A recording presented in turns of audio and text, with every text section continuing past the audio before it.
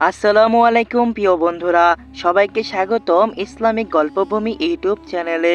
বন্ধুরা, আমাদের এই পৃথিবীতে হাজার হাজার বছর ধরে অনেক সভ্যতা এসেছে এবং অনেক সভ্যতা চলে গিয়েছে।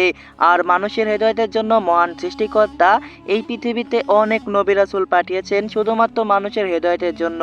ঠিক সেরকমই কোরআনে উল্লেখিত একজন নবী জীবনে নিয়ে আজকের এই ভিডিও। তিনি হলেন হযরত হুদ আলাইহিস সালাম, জিনাকে নিয়ে আজকের আমাদের ভিডিওটি।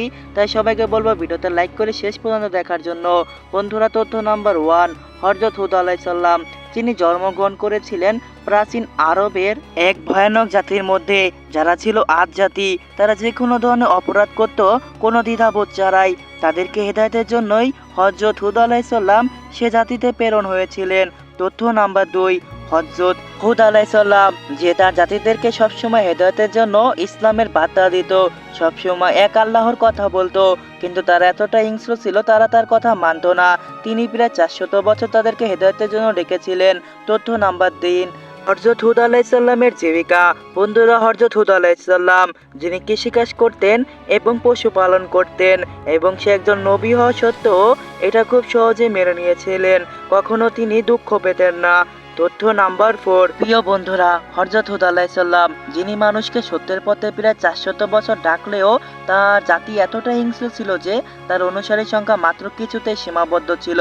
তিনি অনেক চেষ্টা করেছিলেন তার জাতিকে সত্যের পথে আনতে এবং হিংস্র জাতি থেকে এক সভ্য জাতিতে পরিণত করতে, কিন্তু তিনি পারেননি। তথ্য নাম্বার 5, বন্ধুরা, হযরত হুদ আলাইহিস সালাম তার জাতিকে সবসময় সত্যের পথে ডাকলেও তাকেও তার শহর ছেড়ে চলে যেতে হয়েছিল তার অনুসারীদের নিয়ে, কারণ তার জাতি তার অনুসারী এবং তাকে হত্যা করতে চেয়েছিল।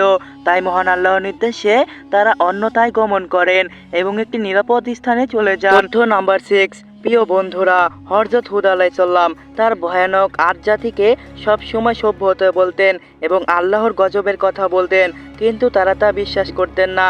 তা মহান আল্লাহ একদিন তাদেরকে ধ্বংস করে দিয়েছিলেন।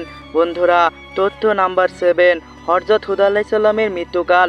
বন্ধুরা, হযরত হুদ আলাইহিস সালাম যখন মৃত্যুবরণ করেছিলেন তখন তার বয়স 400-এর অধিক ছিলেন এবং তিনি সবসময় মানুষকে সত্যের পথে ডাকলেও অল্প কিছু অনুসারী নিয়েই মৃত্যুবরণ করেছিলেন, এবং তিনি সবসময় মানুষকে সভ্য, শান্তি এবং ইসলামের দাওয়াত দিয়েছিলেন, কিন্তু তার জাতি কখনই তা শোনেনি, আর তিনি এভাবে ইন্তিকাল করেছিলেন।